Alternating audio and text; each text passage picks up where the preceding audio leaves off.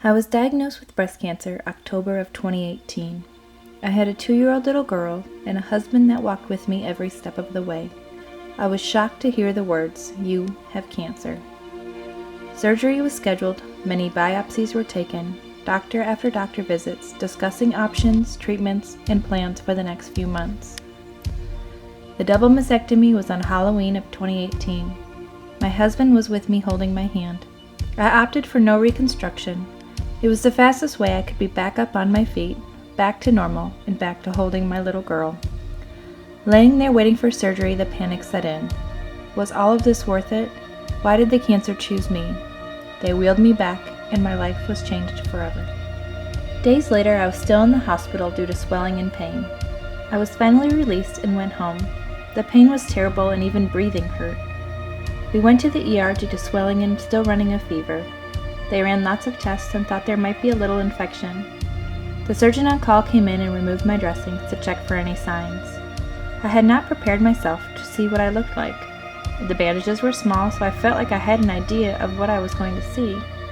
Before he took them off, I felt strong and ready to face the world. But it is amazing how a thin piece of gauze and tape can hold your emotional state together. The surgeon, 2 nurses, and my husband stood in front of me and stared. I sat there sobbing. I had no idea this would be my reaction. I felt cowardly because I could not even look down at myself. I felt ugly, manly, Frankensteinish. Everyone left the room except for my husband. I was fully exposed but could not make myself look down. With my husband holding my hand, I finally looked.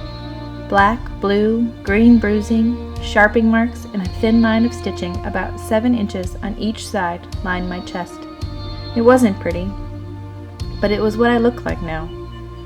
The doctor called a week later and told me my margins weren't clear and I would need to have another surgery. He also said they would place my port for chemo. I was devastated.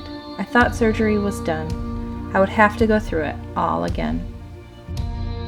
The second surgery was successful and I recovered well. I began chemo in early December. My hair started falling out 2 weeks later. I thought it would be okay with losing my hair. When time came, razor in my husband and little girl's hand, I wasn't. More tears. Cancer just kept robbing things from me. It wasn't fair. I was sick, exhausted, in pain, and now to top it all off, I was bald. Treatment after treatment was a vicious cycle. Once you start to feel a little bit better, it was time for another treatment. The night before my final treatment, I begged my husband not to take me in the morning, to just be done. He just laid there and held me while I cried. We both said nothing because we both knew he was taking me in the morning. Cancer isn't just hard for the patient. Looking back, I now see how hard it must have been for my family as well. My husband never showed his pain. He always was there, supporting me through it all. We finished treatment and rang the bell, smiled for a picture, and went home for another few weeks of hell. But it was done. On to radiation. This was something I did not want to do. I've seen the pictures of the burns, and yes, I got them. It made me so tired.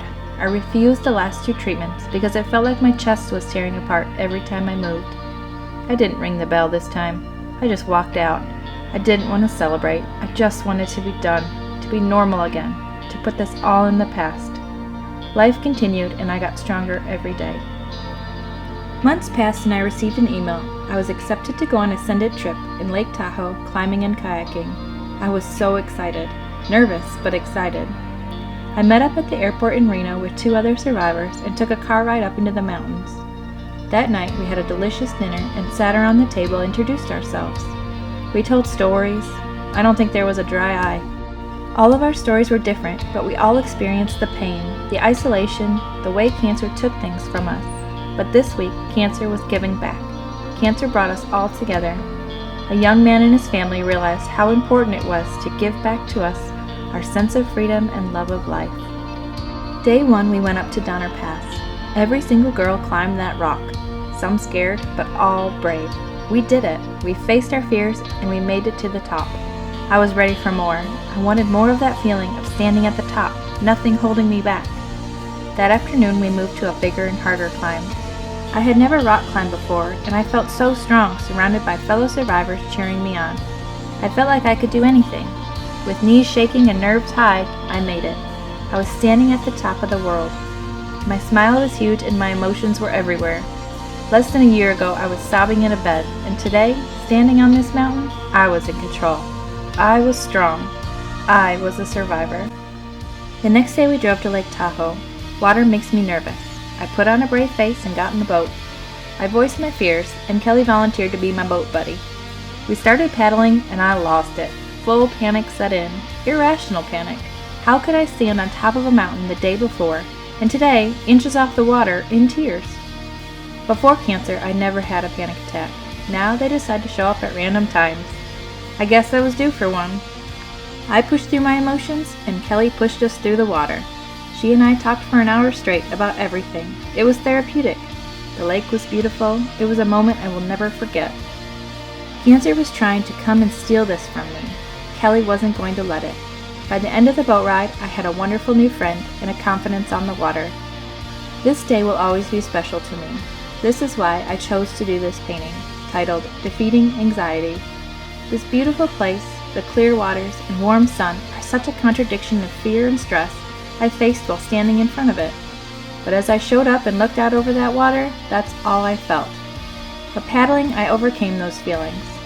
This is what these trips are about: facing fears, conquering emotions, and again a support of friends who know what you are facing, and a promise to be by your side. This trip was more than I could have ever hoped. It left me with many new friends, a verification of my strength, an acceptance of the past, and hope for the future. Thank you for listening to my story. Send It is amazing. The people, the places, the journey. I hope in sharing this you see how important this organization is. Thank you for your donation. Shannon Gray.